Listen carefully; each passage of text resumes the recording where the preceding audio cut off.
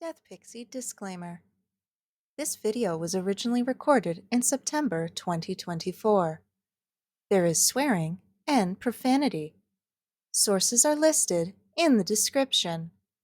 This video is not monetized. Any ads you see provide revenue to the hosting site, not the creators. If you made it this far, geez, you have a lot of patience. Dance Pixie, dancing on the lip of madness. Welcome to Shitty PowerPoint Theater. Dignity not included.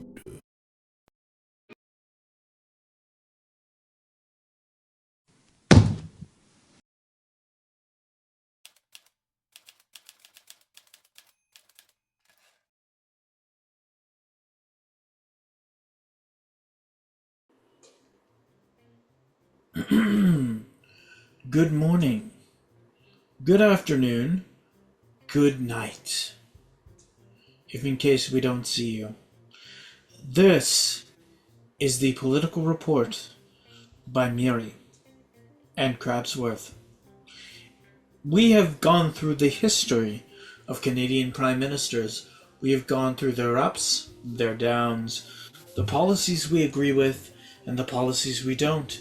But the one thing that is on everyone's minds is Crabsworth, Myry.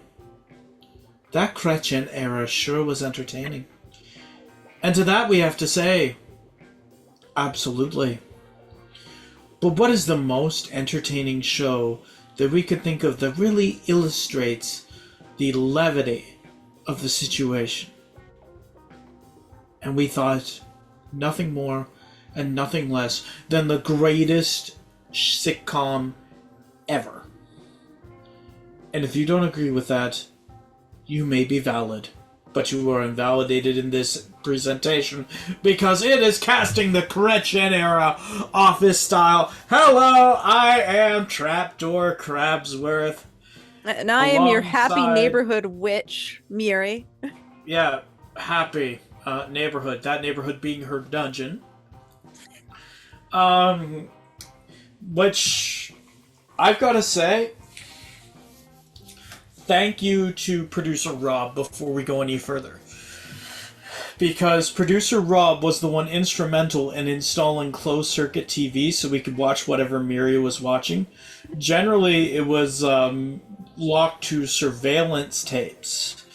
And it was of ourselves. So myself and Eli got to see a lot more of myself and Eli to make us go even more insane. However, Thursday nights at 8 p.m. we would be tuned to NBC. And we would be tuned to The Office. Because even Myry likes to have some heart. Yes. We watched as Steve Carell captured our hearts and minds in the way that Myry Witch was wishing she could do. The Goodbye Toby song, sung by Steve Carell, led to months upon months of Goodbye Crabsworth, it's been nice, hope you find your paradise. As she was cocking a gun, and then thinking to herself, no, we can't kill Crabsworth, that would be too easy. We will torture Crabsworth. And it came back to 7.5 months of Goodbye Crabsworth, it's been nice, hope you find your paradise. True story. So this took a while to cast. Yeah. But I think everyone's going to be pleased with it. I mean, we are, and that's all that matters. Yeah. And we need a reward for all of that research and everything beforehand. I will say, since you've seen it, I've added in backgrounds. Oh, so, there you go. Now, we'll start the casting off with Jean Chrétien. I think it's self-explanatory who's going to come in. It's probably the only one that is self-explanatory, let's be honest here. Yeah, so it's... the comparisons write themselves. Yeah. It's perfect. It makes sense. I've got nothing to say. Then we have his wife, Aileen. So who's Yep. that gonna be? Well, who else? Hmm. But Michael Scott's wife, Holly. Now, to be fair, I was pushing for another candidate, but then we decided, no, we're going to keep this Canadian for now. And a big part of it is the hitting an intruder on the head with a small inukshuk. Yep, Like, let's be honest. that's very much Holly. Yeah, someone's She would do that. got to do It it would be justice. Yeah, and it would be humor that Jean Chrétien would find funny. Yeah. Also, I will say so about the person who she's portraying. She actually worked previously as a secretary, payroll manager, and model. And in her later life, she was a trained pianist with the Conservatory of Music.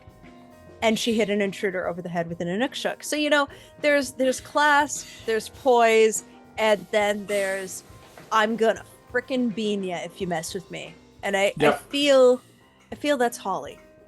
Absolutely, it is. On further reflection, it definitely is. For the record, I was pushing for Bill Clinton in this role. Now, if you take a look at their government makeups, they were very, very similar. They weren't exactly the same, but very, very similar. If you look at what they are remembered for, which is surprising fiscal responsibility, because you wouldn't expect that out of either the Democrats or the Liberal Party, but they both did a surprisingly great job. They were both on track record to balance the budgets of their countries, and then their successors kind of screwed them over one way or another. So there was a very, very public respect between Jean Chrétien and Bill Clinton.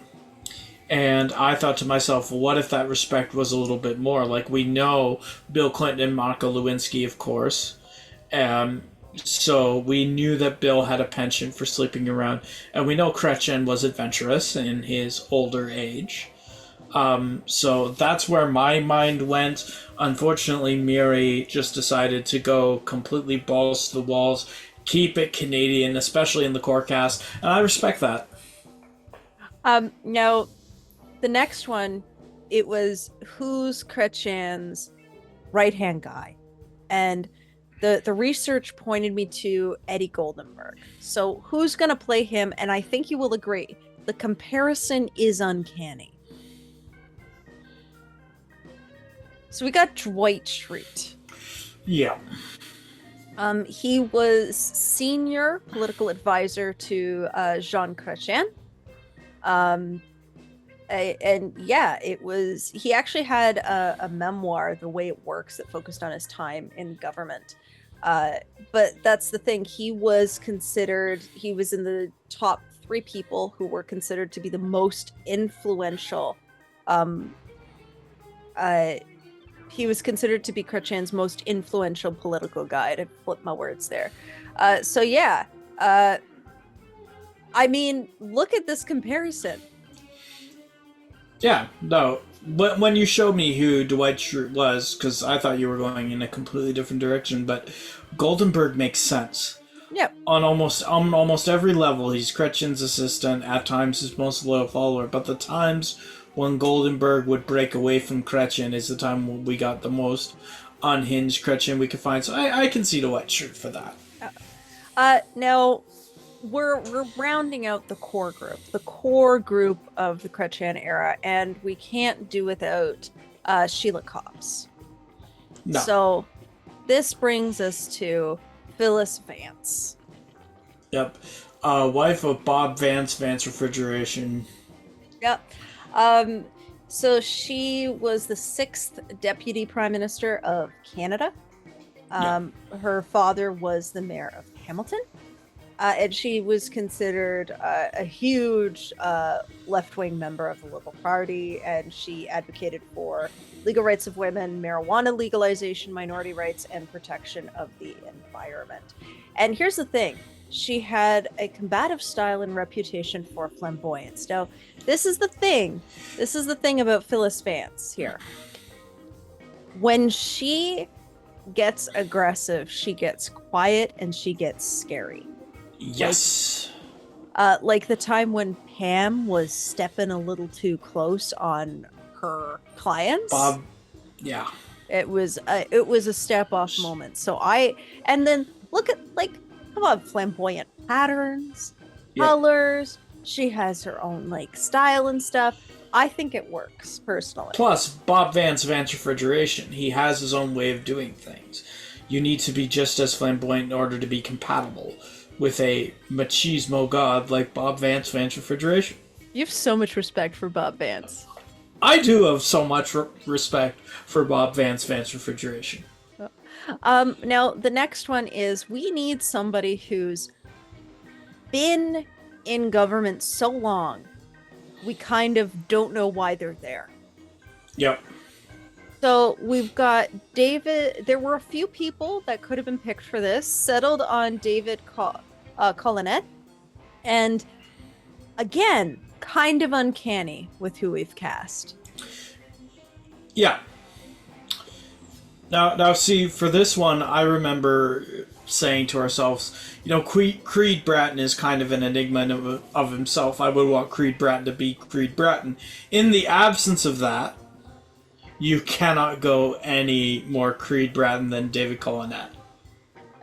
And he's been everywhere. He started under House of Commons under the Pierre Trudeau government.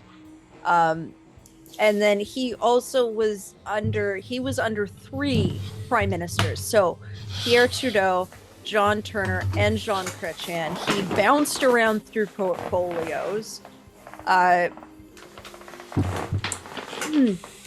He was assigned by the government to Westminster to represent Canada's interests at one point. Like, he's been everywhere, and you don't know why. And I think it just fits. I also feel that there's not a ton known about him, so Creed Bratton can really make this his own. This can be kind of his own character. Now we need some more rounding out, because remember, Chrétien had a bit of a mafia vibe to him. Yeah. We need you some truly rounding did. out. Yeah. Now we're gonna get into Jean-Carl, who's being played by Nellie Bertram. Now, here's the thing about him. He was a former civil servant, business executive at the Liberal Party, noted for his close relationship with Jean Chrétien, and he was described as being so close to Chrétien as to almost be a member of the Chrétien family. He was also kind of mafia enforcer, if you will. And I feel like there's some untapped potential with Nellie Bertram. Yep. I love the You get the same too. vibe. Yeah. You love the same vibe of unease. There's unease around Jean-Carl anywhere you look, and there is unease around Nellie Bertram.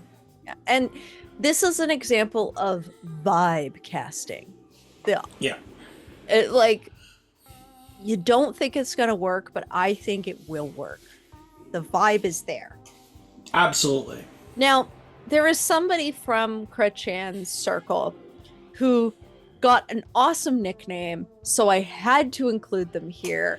And it took a while for us to decide on casting, but when we did, I think everyone's going to agree that this was good. So we have Don Budria, aka Binder Boy. Yep. Now, he was in House of Commons, he was a cabinet minister and all of that, but he was known for passing Chrétien notes and binders, hence Binder Boy. And who better to do that than Moss? Yeah, who better to do that than Mose, head of the Shroot Farm in Dwight's absence, Mose is an enigma of mystery. Because who really knows what he's actually doing? Do you really know Mose? Where are his leanings? Yeah, you don't know and you don't want to know. Now, Chretien Era, there was a name thrown around a lot. Jean Augustin. And the casting here is Val Johnson. Now, Jean was the first Black female member of Parliament. She was the first Black Canadian woman to serve as federal minister of the Crown and a member of Parliament, by the way. She status of women in the cabinet of Canada, and she also served for the Fairness Commissioner of Ontario. Following her retirement, she served as patron of several nonprofit organizations across Canada. But do not let that smile fool you. She is here to do business. She's here to take names. And she will do your business. Yep. And that's why it's Val Johnson, because she's here to do her business. She's here to take names. She's here to kick paper around. And that's what Jean was up to as well. Like, she's here to do business and chew bubblegum, and she's all out of bubblegum. Yep, that's what we got here. Now, I bet you're wondering who's going to be Jean Peltier. Who's going to do that? Rounding out our inner circle, right? Yeah. Who's going to do that? Who is going to do that? I'll let you know. It's Andy Bernard. Ooh. Rounding it out. So this is Mayor of Quebec City, Chief of Staff to Jean Chrétien, and was involved in the sponsorship scandal and Via Rail controversy, just as a short end of things. So this is where we get, mostly friendly, sometime antagonistic. We don't know. But it's a wild card. Like most of the politicians in Quebec, from Quebec, wild card. So, how do you feel about this one? All I can say is 9,986,000 minutes. We actually sat down and did the math. I can totally see it. I can remember being like, who the heck do you guys have pegged for Andy Bernard when you first told me? And I'm like, was Jean Pelletier really that unhinged? Yes. Yes, he was. And the more you look into it, the more you think, oh God, that's an Andy. Exactly. Now then, I have to round out with some other people. So I've got Joyce Fairburn. Gonna be done by Ellie Kemper. She was the Canadian senator and the first woman to serve as leader of the government in Senate. Credit Jean Chrétien for being that father she never had. Mm-hmm. So there you go. Now that we've rounded out, the Chrétien side of things, I bet you're wondering, who's gonna be the antagonist here? Well, I'll tell you, the answer is obvious. The answer is very obvious. Obviously, Paul Martin. Yep. And we're gonna get Toby Flenderson to do that. Now, can I just say I was super effing happy with these two pictures? Yes. That I found. Like, it's brilliant, isn't it? It's almost uncanny and it's scary. But when you feel, or when you look at Jean Chrétien's relationship to Paul Martin, you think of Michael Scott and Toby Flenderson. Mm-hmm. Like, because what people forget about Michael Scott is, until you actually intrude on his turf, or the turf of people that he feels are family, he will let you exist. He will let you exist because you are working in ways that he does not understand, nor does he have the capacity to understand. The instant that you step upon what it means for his life, his work, his family, and his office family, is when he attacks. And if there's one thing that Toby and Paul Martin were really, really good at doing, it was taking the attacks in stride. Also, so here's remember way back when we were talking about Jean Chrétien, I told you to remember Jim Kay? Yes. Well, here's the reason why. Jim Kay on his side forever, but never got his dues. Flipped over to Paul Martin's side. We're going to take a little subplot here.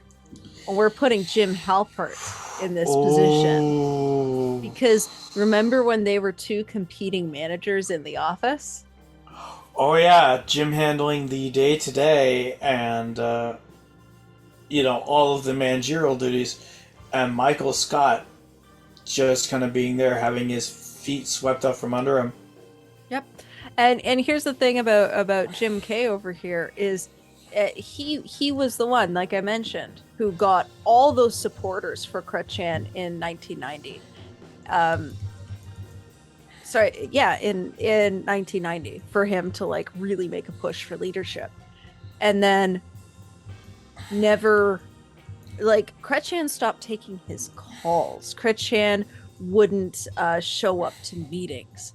And so he just got tired of it and was like, I'm a Martin man. You come to me to help you with this final re-election. I'm a Martin man now. And actually called for Chrétien to retire with dignity. So we're taking that one plot line that happened with Jim Halpert and we're kind of just expanding it here. Yeah. And I think it'll be Shade City. Also on the Martin crew, we have the quote unquote whip. And that is Diane Marleau. So she was known as the party whip.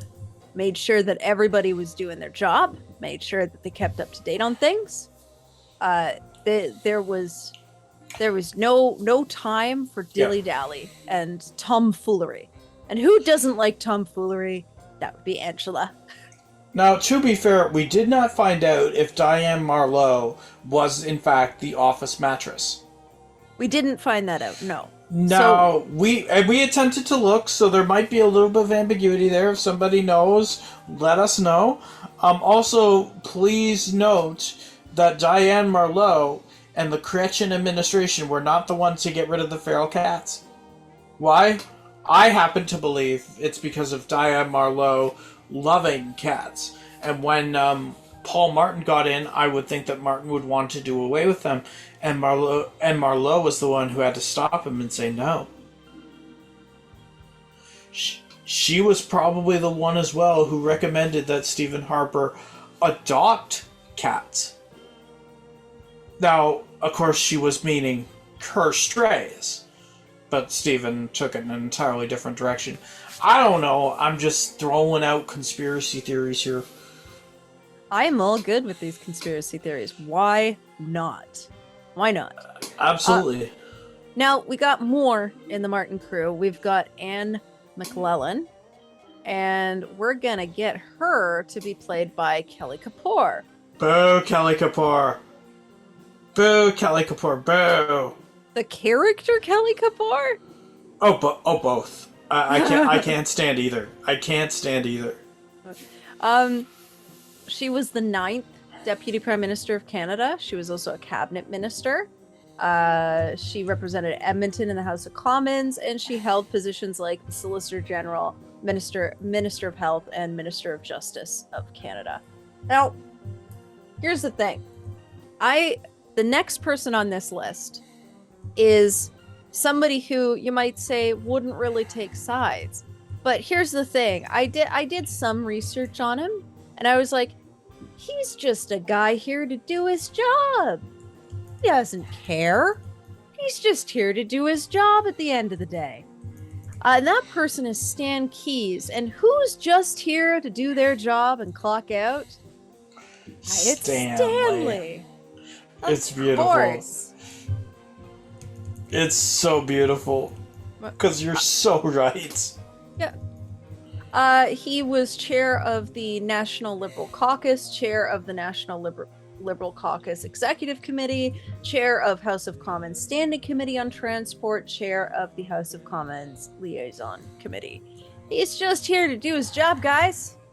Now, we have a turning point for Chretien. So he chewed out one of his own caucus. So Carolyn Bennett criticized him for, it was a bit of a boys' club, not taking women's issues seriously. Remember, we mentioned about a lot of cut to funding and things like that, but also not promoting enough women who were comparable to their male counterparts to equal positions. Chretien lost it on her in front of people. Like, to him, you called him out in front of people, so he's going to attack you in front of people. Lost his shit. It actually ended with her in tears. But ultimately, this was a turning point. This was where people who were on the fence between the Chretien and Martin camps went full Martin, because to them, that's unacceptable. That is unacceptable in the workplace. You've been here too long. You think you run the joint. Now, who was a turning point in the office? Who? I'll tell you who. Jan. Yeah. Oh my. Yeah, so one quote from the Globe and Mail was, he beat up on Carolyn Bennett, said an MP who did not want to be named. He told her, you bring your laundry in here and you don't air it outside. So that was his biggest thing, was to bring it up. And she noted that there was only one woman, Susan Whelan, among the 10 new members of cabinet. And she told a reporter that the image of 6 men lined up to become secretaries of state sent the wrong message to Canadian women, because the new group was dominated by white male faces. And that is what just exploded. He didn't like her attacking his record on appointing women. He didn't like her doing it in public, and all of that stuff. So it became a bit of a watershed. But you know who don't give a shit? It's Jan. Jan doesn't give a shit. It's true. Now, we've got some special interest characters to round out. And this is another of the vibe casting. Now, before we go from Jan Levinson Gould, let me just say, if Jean Chretien and Carolyn Bennett lived together, this would be the kind of thing they would be the ones who would argue about the placement of a TV and how big a TV would be, to the level that Michael and Jan argued about it. It's perfect casting, I have to call it out, because there's so much animosity there. And you could totally see, if Chretien wasn't a loyal man to his wife Eileen, and of course to Bill Clinton, that he could get into a torrid love affair with Carolyn Bennett and just spread sweet hatred everywhere. It's all about that hatred. Now, we've got some special interest casting. People on the tertiary, but who were important roles at this period in history. So I'm going to start off with Romeo Dallaire. Daryl. This is vibe casting, guys. Look at the mustaches. It's true. Look at these mustaches. What do you want me to do about this? Look at those mustaches. I'm sorry, how do you not see Daryl as Romeo? Yeah, it's a vibe. No explanation needed. Yeah. Next up is Anne Cools. And this is Karen Philippi? Yep. Philippi. Philippi. Okay. So who was Anne Cools? Longest serving member of the Senate of Canada. She was a social worker who pioneered protection of women from domestic violence, by the way. She actually ran one of the first domestic shelters in Canada. She was appointed to the Senate on the recommendation of Pierre Trudeau, and she was the first Black person in Senate.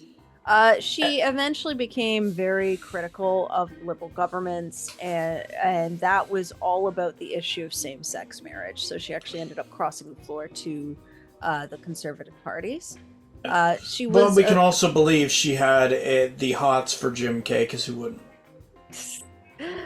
In addition to that, in 2007, she was actually ousted from the Conservative Party after accusing 2 fellow senators of having grabbed and assaulted her. She was a non-affiliated senator from 2007 into 2017 when she joined the Independent Senators Group. So not so great on the same-sex marriage thing, but still a legacy person there, stand-up person. So there you have it. And before we say, again, definitely at the hots for Jim Kay. Now then, this bit of casting, I said we have to do this, and you didn't get it until I showed you the person after this casting as to why it made sense. So yeah, we've got some special interest. There was a watershed moment. Belinda Stronach crosses the floor. We've explained why that was watershed. And so my proposal was that Belinda Stronach is played by Pam Beesly. And you were on the fence about it. Yeah. And then, so Belinda Stronach was part of a power couple, a conservative darling power couple, right up until she crossed the floor. And that was with Peter MacKay. And I like to think that her way of breaking up with Peter MacKay was, in fact, to cross the floor. So who's going to play Peter MacKay? Well, I'll tell you right now. It's genius. Roy. It is absolute genius. And it's just... See, because you were not sold on Pam Beesly as Belinda Stronach until I showed you this. Yeah, and then I was like, done. Yes. 1000% yes. Because here's the thing. Could Pam Beesly have the hots for Jim Kay? Absolutely. Absolutely. As special interests go, he's a very interesting gentleman. And I feel like one of the linchpins to get right is the Pam Beesly-Jim Halpert relationship. I really do. So I'm like, okay, I can get behind Jim Kay as Jim Halpert. But Belinda Stronach as Pam Beesly, I was on the fence about. I openly admit that. I can honestly say I was wrong. Okay? I was wrong. Because yeah, you can definitely look at Jim Kay as being one of the most eligible bachelors in the Chretien cabinet. Let's be fair here. But then you bring on Peter MacKay. That's right. It just works. It just works. It's brilliant. I love it. Next up, we have Lucien Bouchard, Gabe Lewis. So he was the central figure to the yes side in the Quebec referendum. There's an antagonistic relationship, and this is this took us a while to cast. I remember you had a breakthrough with Gabe. Yeah, I did. I don't remember what that breakthrough was, so I hope you have it written down in our I don't have it written down either. Yeah, it works. Now we've got to round out our cast with leaders of the other political parties, and there's quite a few leaders that end up happening. So we're going to start off with NDP. So the first one up is Alexa McDowell, and we're saying Meredith Palmer. Now, you would have thought that Alexa, if you're going to have some sort of torrid affair, that Alexa McDonough and Jean Chrétien would have slept together at some point, but it never happened. Now, while Alexa could say, there's still time, Jean would be the first person to be like, no.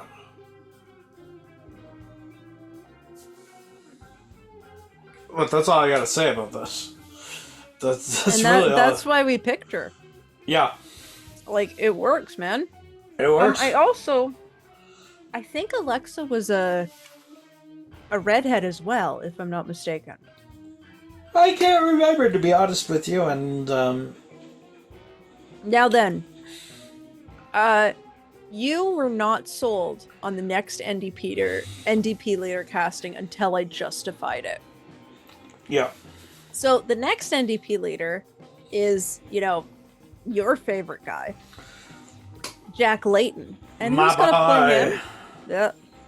Danny Cordray. And the reason why Danny's playing him is because everybody on The Office was tripping over themselves with how attractive Danny, the salesman, was. They wanted to figure out what he was using to be so good at sales, and they were just all inadvertently charmed by him. And that is the vibe of Jack Layton. It's true. Yeah.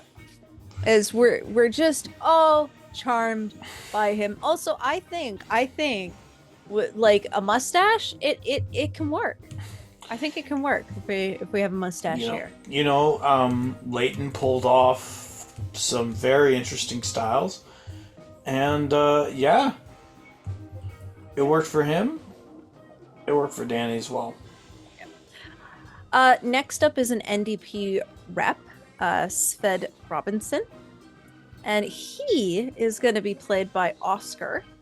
His big noteworthy thing is he was the first member of Parliament in Canadian history to come out as gay while in office. Now, unlike the Oscar casting, Jean Chrétien did not attempt to kiss Svend Robinson at any point. So we had to knock him a little bit, nonetheless. Very, very good at his job, because coming out as gay and having it not ruin your career, big step in the right direction. Yeah. Mm-hmm. Big step in the right direction in Canadian politics. It is unfortunate if you can find someone who Chrétien did kiss that he deeply offended with some sort of sexist remark. Please let us know. We are open to suggestion. Now we've got the Green Party. So we have Chris Lee up first. And this was your pick. Yes, this was your pick. So Lee is notable for being the first openly gay political party leader in Canadian history. And this was Christian Slater, who was in fact Christian Slater on The Office. Yep. He's one of the first people to just be himself. Yep. And I can't remember your justification for this. The way I look at it is simple, okay? He is the rep from Sabre who has absolutely no idea what he's doing. Chris Lee was the rep for the Green Party, which at the time nobody knew what was doing. It was a fringe environmental party. This is pre-Elizabeth May, rational, viable Green Party. This is Chris Lee, and the way that you have to look at Christian Slater's one appearance in The Office is that he was just simply there to do a job, and he did it.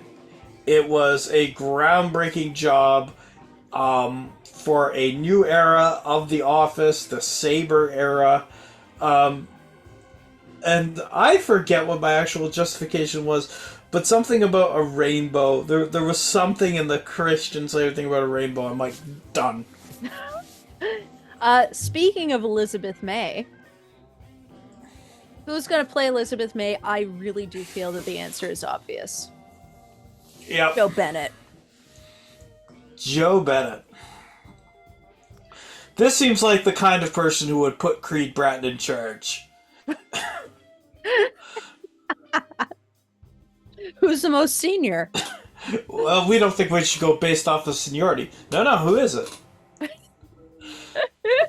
It's a wonderful day here at Dunder Mifflin, or as I like to call it, Great Bratton. Keep it running.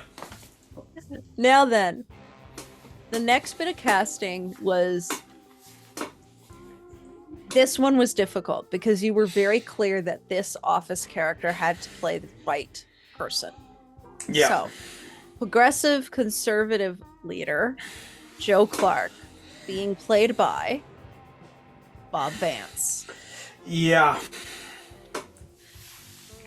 Yeah, now hear me out on this. I understand where you were coming from, because there's quiet dignity about Bob Vance Refrigeration. And that Joe Clark was respected by his political opponents. So much so that they were able to weaponize Joe Clark against the more extremist Brian Mulroney, saying, "We want Joe." Bob Vance Refrigeration, is an icon in of himself. He is magnetic.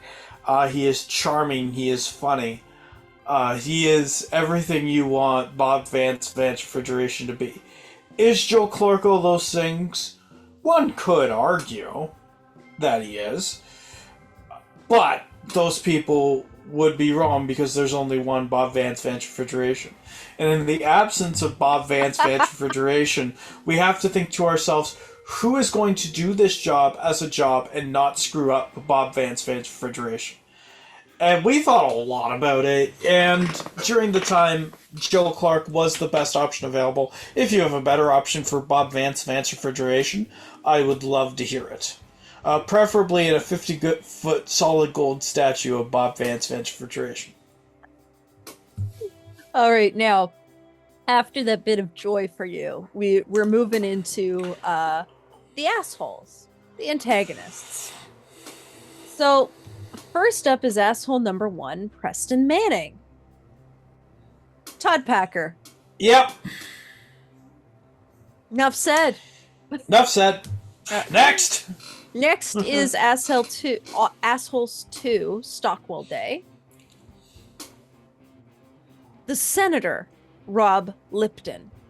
Now, there is something really nice about having Stockwell Day played by a character who was closeted gay.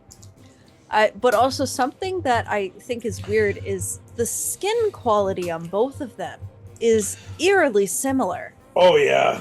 Like, no, it is. It's very eerie. God, Stockwell Day is weird to look at. Anyway, sorry. There's something unsettling. It's just like a Harper prototype that went terribly wrong in the baking. Now. Oh, but doesn't it look like that though? Yes. Like somebody left him in the oven 5 minutes too long, and this is what you get. Hello, fellow kids. Why do you have to add the accent now? No. Instead of hello, fellow kids. Put it. See, there's something more palatable about the second one. Now we have a newcomer on the scene who's working their way up. You know, they're a piffy newcomer, and that's Stefan Dion. Yep. Kevin Malone with the toupee. Absolutely. With the toupee. Specifically with the toupee. This pick was informed by the 2008 Conservative Party attack ads. Yes. We also do not know if Stefan Dion has a recipe for famous chili, but we do believe that out of anybody in the Chretien era, it would be Stefan Dion with the recipe that would be passed down from generation to generation. We do believe it would be Stefan Dion who would bring a turtle back to life. Yeah, he's got that vibe. Yeah, he does. He's got that vibe. That he would bring a turtle back to life. Now, we've got our American counterparts, right? So, yep. In the absence of Holly for Bill Clinton, we have Ryan Howard. Yeah. Yeah, now keep in mind, we aren't saying that Bill Clinton and Ryan Howard are perfect. But Jean Chrétien clearly loved him very much. Michael Scott purely loved Ryan Howard very, very much. Mm-hmm. Both Bill Clinton and Ryan Howard got into some pretty shady stuff, because I know this is one of the ones where we were back and forth, and I was just like, you know what, screw it. Bill Clinton had Monica Lewinsky. Ryan Howard had Kelly Kapoor. Both of them horrendous for their careers. But you know what? Eventually, sometimes, well, look, I'll put it to you like this. Late 90s Clinton went kind of rogue with the whole Monica Lewinsky affair thing.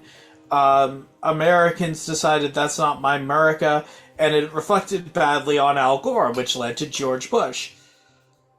Ryan Howard launched Dunder Mifflin Infinity, which would be a good idea. But he committed fraud, which the shareholders found out about. He was later arrested for his incredibly ambitious project that didn't work. And he had Kelly Kapoor. Again, horrendous for their careers, because they could have done very, very good things, some of which could have been ahead of their time. This is so true. That's all I'm saying. Now, I also want to note, so The Office had some, celebrity casting, right? Yes. There's some celebrity casting. So, I thought, I proposed this, and you thought it was brilliant. So, that's why this is staying. So, I thought, let's bring in, maybe not an A-list celebrity, but, a known kind of, pop culture type celebrity, somebody in the pop culture zeitgeist celebrity, for Hillary Clinton. So, Hillary Clinton, played by Monica Lewinsky. Yep. And to be fair, look at this hair. I think Monica and look at that hair. Yeah, I think Monica can get the hair up there. I think it can work. Like, I think it just works on every level. By the way, I had to find peak, period for Hillary Clinton. Like, it took me a while to find the peak perfect hair, and I think Monica can pull this off. Also, just the shade of it all. The shade of it all. Yeah. If you haven't figured this out yet, we are really shady asses. Yeah. Speaking of shady asses, the next casting I fought for. I said, Crabsworth, I will accept changing all the other casting except for this. And I'd justify it, and I did justify it. So I wanted somebody who shows, they're not in politics now. They're showing up to stir the pot. That's Pierre Elliott Trudeau. Who shows up to stir this pot on The Office? I'll tell you who. It's Robert California.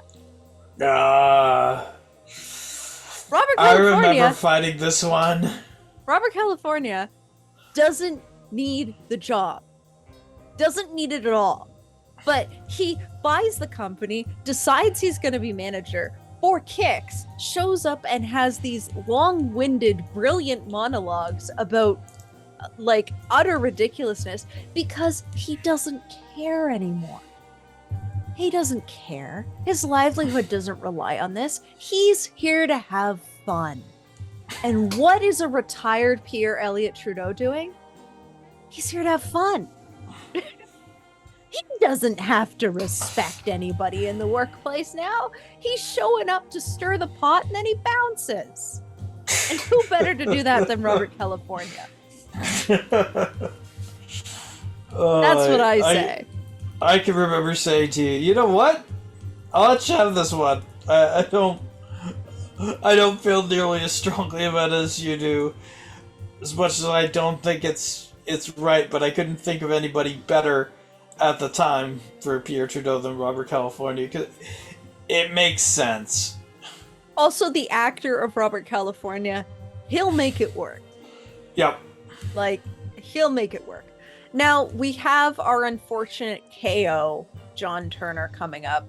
And you might think this casting is a little mean, but, it's a sitcom. It's meant to be funny. So who's going to be John Turner? Devin. Need I say more? Does more need to be said on it? Next up, so this is Canadian. We have to make sure we have our Canadian talent recognized. So there is a person who was prominent during the Chretien Era, Elijah Harper, and he was a First Nations activist. And who's going to play that? But we're going to bring in some top tier Canadian acting royalty.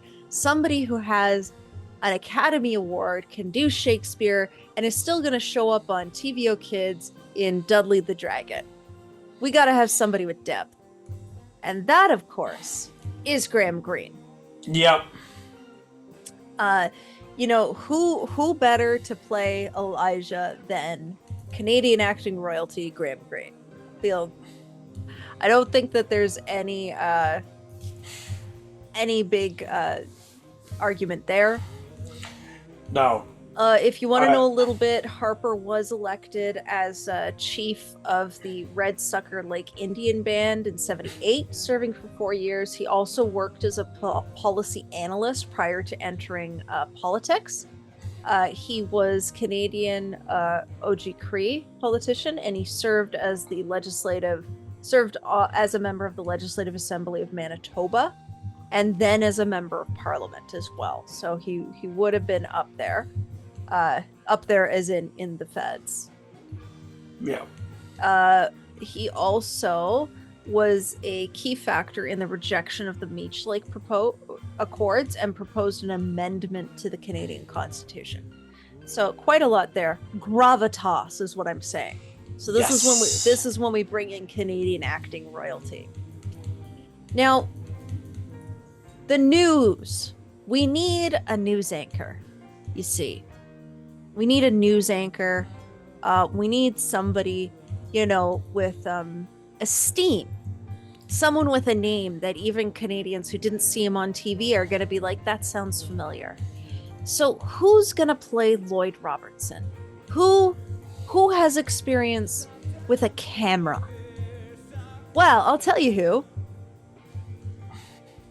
Nate Nickerson has experience with a camera and is therefore qualified to play the journalist. That was our justification. That was it. Yep. That was it.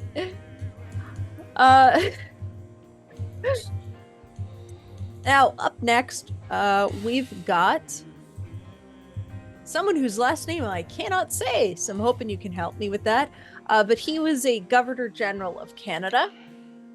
And Ray Natchin. Thank you. Ray Natchin. Being played by Charles Minor. Yep. I think just it's look perfect. at their faces. Exactly. Just look at their faces. Douchebag vibe. It just works. We have another Governor General of Canada to bring up, Romeo LeBlanc, being played by D'Angelo Vickers. Yeah. Now we have someone else coming up where we're bringing in again some top tier Canadian acting talent to do, and I'm talking about Adrian Clarkson, and another Governor General of Canada. And I was quite pleased that I found images of them both with glasses on, so you can kind of see the vision working there.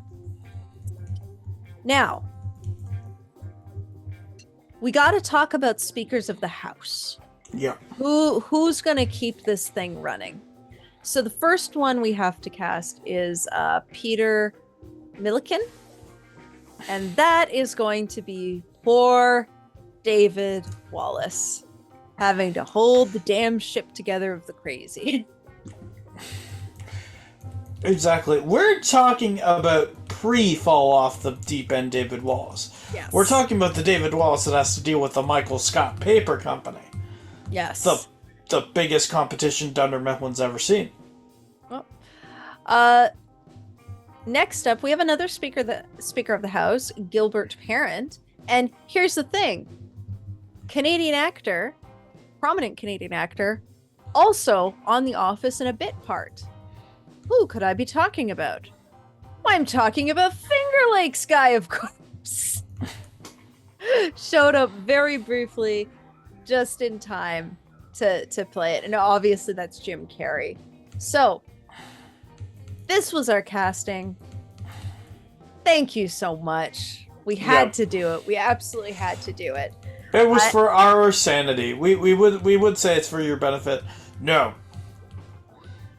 It was for our sanity. It was for levity. Yeah, just like the parade of memes was our light at the end of the tunnel. This was our way of dealing with the craziness that is politics, was to sit down and completely overanalyze something and cast it in a way that no one else is going to care, but we feel satisfaction from. We did a good job. Yay us. Not unlike The Office. Now, I'm actually going to give you the final words. Oh, really? Okay. Yeah. Wow. So this series, we don't know how long it's going to last. We don't know how many episodes it is. We just know it took a lot of work, particularly on Myry's end. I did next to nothing in comparison.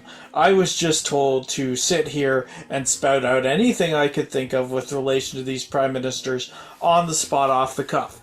Because, as Myry has said, I know nothing. That is how we go into these presentations blind.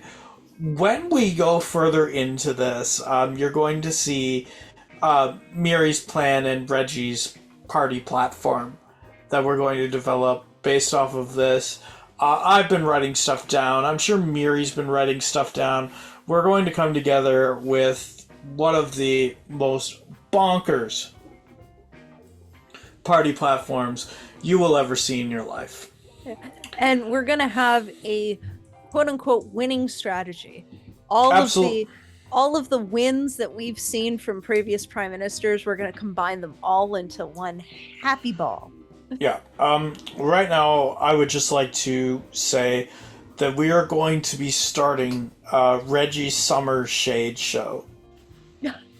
Which is, we hope, once the technology presents itself, a way to resurrect Zombie Horde Pierre Elliott Trudeau and Zombie Horde Mackenzie King. We are very proud to announce Reggie's Summer Shade Show coming to a summer near you. But when? We don't know. It's when the technology presents itself. We need the ultimate shade down of Ultimate Destiny. Exactly. And you know who's really going to appreciate it? Jerry. In Kazakhstan. That's right. Jerry, where would we be without you? We know you want to commit voter fraud to vote for Reggie. Please don't do that. But we know you support us. We know you love you. And thank you all so much. Thank you all so much. So this ends kind of the preamble episodes for what is coming next. And oh boy howdy. It's a coming. I can't wait. I can't wait. Just like the fireworks on that pencil, it is coming. No, I really can't wait. Can we do it now? So, we're talking about how to get elected in Canada. We are going to take Reggie and get elected in Canada, folks. Absolutely. That's what we're doing. And that's what the next half of this project is all about. So, yeah. AKA the fun half. Yeah. So it's going to be fun. We've got plans for, platform videos. Crabsworth is obviously going to be, the right-hand guy to Reggie. That's what's happening here. It's true. It's, what was it? The Lord of Fools, I think. You have an official title, too. It's brilliant. As always, it's with our trademark no budget. It's with our trademark, duct tape and a dream. Weird things. But I think that's what people have come to know and appreciate about us is, There's a lot of heart behind what we do, and want to have fun. And on top of that, it's very, very on brand for us to come at this with the idea of let's do this with zero budget. We're not affiliated with anything. That's how you know you can take our opinions and run with them, because they carry no affiliation whatsoever other than our experiences painting our bias. Exactly. So on that note, thank you so much for staying with us through this leg. And you got a whole other leg, which is going to be a whole other can of worms. And we're super excited about it. Oh man, it's going to be so much fun. All right. Goodbye, everybody. Bye, everybody.